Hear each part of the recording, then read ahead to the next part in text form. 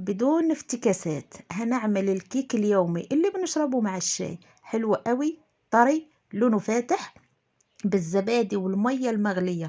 والله بالمية المغلية هيجيكم حلو قوي قوي قوي، وانتوا هتشوفوا.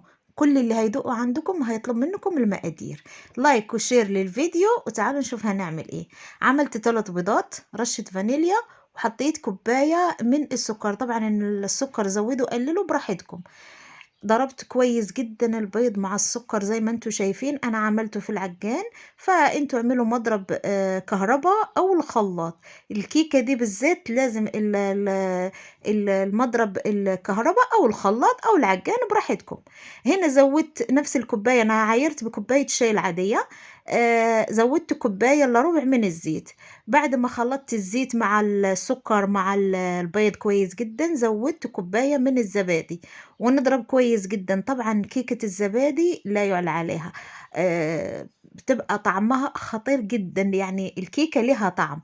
بعد ما ضربتهم كويس جدا، زودت 2.5 كوباية من الدقيق المنخول، دقيق العادي. طبعا انا عايزة الكيكة تكون شوية تقيلة، وانتوا هتشوفوا. هنا حطيت رشة ملح، وحطيت كيس من البيكنج باودر اللي هو الكيك شيف، وحطيت معلقة صغيرة من الخل، ده محسن للكيك.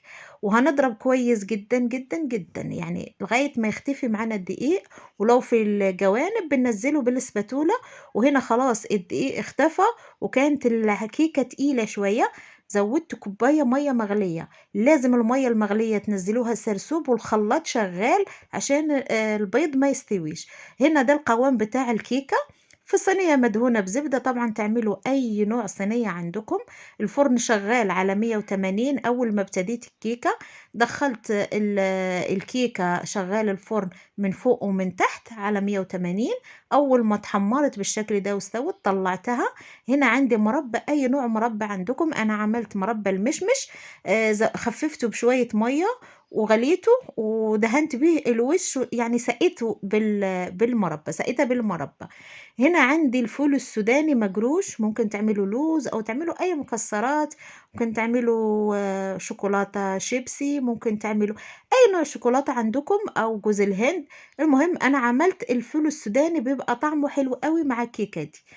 فاستخدموا اللي موجود عندكم بس كده. وبعد ما بردت بنقطعها، قطعوها زي ما انتوا عايزين، مربعات او مثلثات زي ما انتوا عايزين، وهتاكلوا احلى كيكة. وكل اللي هيدوق عندكم الكيكة دي هيطلب المقادير. جربوها وخلوا لي رأيكم في التعليقات، قولوا لي ايه رأيكم فيها. يا رب الفيديو ده يعجبكم. لو عجبكم ما تنسونيش باللايك والشير. استنوني في فيديو جاي ان شاء الله.